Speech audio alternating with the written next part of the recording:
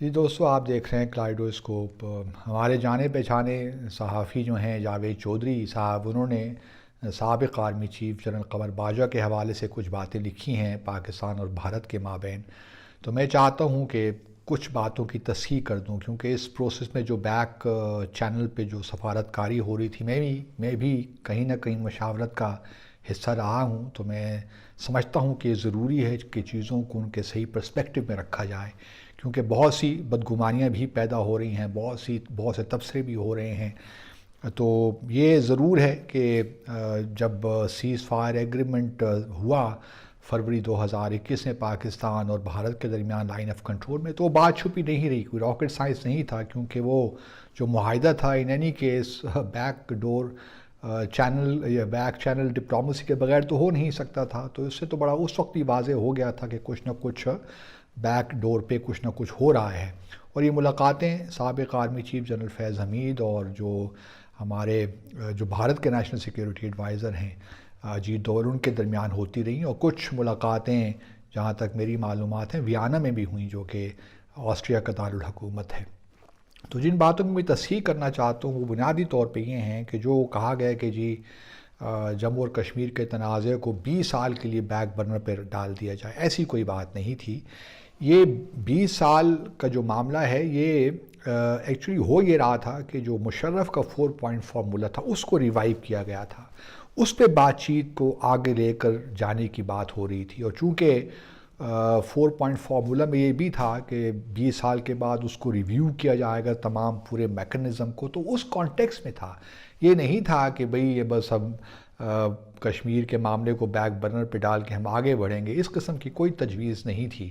نہ جانے کس طرح یہ اس کو اس سارے معاملے سے الگ کر کے رکھا جا رہا ہے، یہ مجھے سمجھ نہیں آیا، کیونکہ بنیادی جو معاملہ تھا وہ یہی تھا کہ کس طرح، کیونکہ آپ جانتے ہیں کہ 5 اگست 2019 کے بعد جو حالات تھے، اس وقت کی حکومت نے بالکل واضح طور پہ یہ کہا تھا کہ جب تک یہ اقدامات واپس نہیں لیے جائیں گے ہم بھارت سے کوئی بات چیت نہیں کریں گے۔ لیکن سفارتکاری میں ہمیشہ کچھ نہ کچھ بیک ڈور پہ چلتا ہی رہتا ہے۔ تو اس وجہ سے جب سیز فائر ایگریمنٹ بھی ہوا تو وہ اس حکومت وقت کے لیے ایک لحاظ سے آپ کہہ لیجئے کہ کوئی انہوں نے زیادہ اس کو جو ہے اس پہ نہ تو شور مچایا، نہ اس کو بڑے کھلے دل سے اس وقت کم از کم قبول کیا، کیونکہ میں بھی اس وقت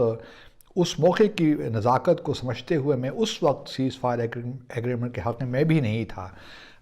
چونکہ یہ آپ کو یاد ہوا کہ 2015 میں ہمارے اس وقت کے سابق وزیر اعظم نواز شریف صاحب نے یو این کی جنرل اسمبلی میں خطاب کرتے ہوئے پروپوزل دی تھی، لیکن اس وقت بھارت نے اس کو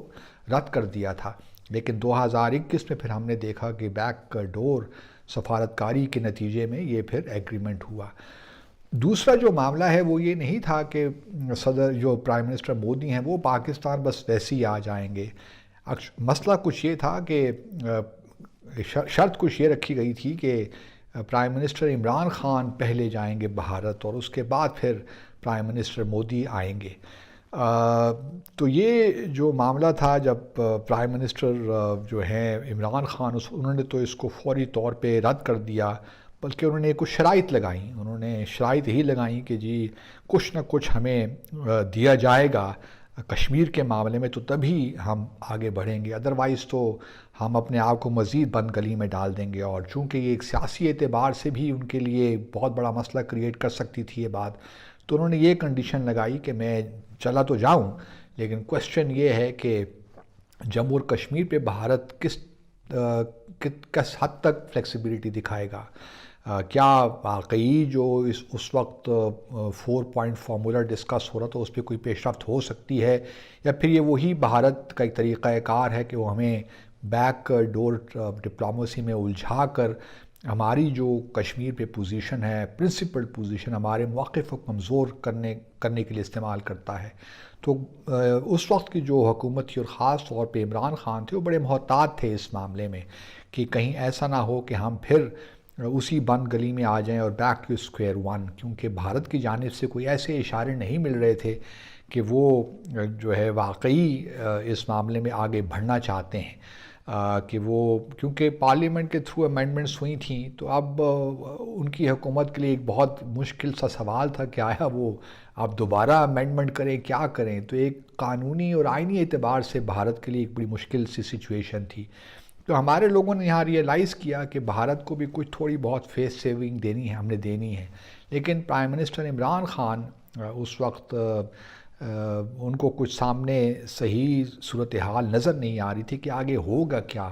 وہ چاہتے تھے کہ ہر چیز step by step well defined ہو کہ ہم کس طرح آگے بڑھیں گے. تو یہاں پہ پھر معاملہ آ کے رک گیا، کیونکہ بھارت نے کوئی ویل ڈیفائنڈ طریقے سے آگے بڑھنے کی بات نہیں کی، اور وہ الجھاتا ہی رہا، اور یہ میں جانتا ہوں کہ ایسا ہی ہوا. اور کیونکہ اگر بھارت کچھ ہمیں یقین دہانی دلاتا، کچھ ایک دو ممالک بھی اس میں انوالو تھے، میں ان کا نام نہیں لوں گا، اس کی کچھ وجوہات ہیں. تو لیکن یہ ہے کہ بھارت نے ہمیں وہ ایشورنسز نہیں دیں جو کہ ہم چاہتے تھے کہ ہمیں وہ ملتی. تو اس وجہ سے وہ بات بھی وہیں رہ گئی. یہ بھی بات درست ہے کہ اس وقت جو ہماری اسٹیبلشمنٹ تھی، انہی کے کہنے پہ حفیظ شیخ وغیرہ نے یا پھر منشا میاں منشا صاحب نے بھارت کے ساتھ تجارت کھولنے کی بات بھی کی، جو کہ پرائم منسٹر عمران خان سمجھتے تھے کہ یہ اس وقت یہ مناسب نہیں ہے جب تک کہ بھارت ہمیں کچھ کنسیشنز نہ دیں یا کشمیر کے معاملے میں کوئی بات چیت آگے نہ بڑھے. تو یہ دو تین پہلو ہیں جن پہ میں چاہتا تھا کہ کوئی تصحیح کر لوں، کیونکہ یہ ایک تاثر مل رہا ہے کہ جی بس پاکستان نے ایگری کر لیا تھا کہ ہم بیک برنر پہ ڈال دیں جموں اور کشمیر کے تنازع کو. ایسی کوئی بات نہیں تھی. وہ اسی کانٹیکس میں تھا، پرویز مشرف کے 4 پوائنٹ فارمولہ کے کانٹیکس میں. اس میں ڈی ملٹرائزیشن بھی تھی مقبوضہ جموں اور کشمیر کو بھی لے کر، اور اس کے بعد پھر سیمی اٹانومس ایک لحاظ سے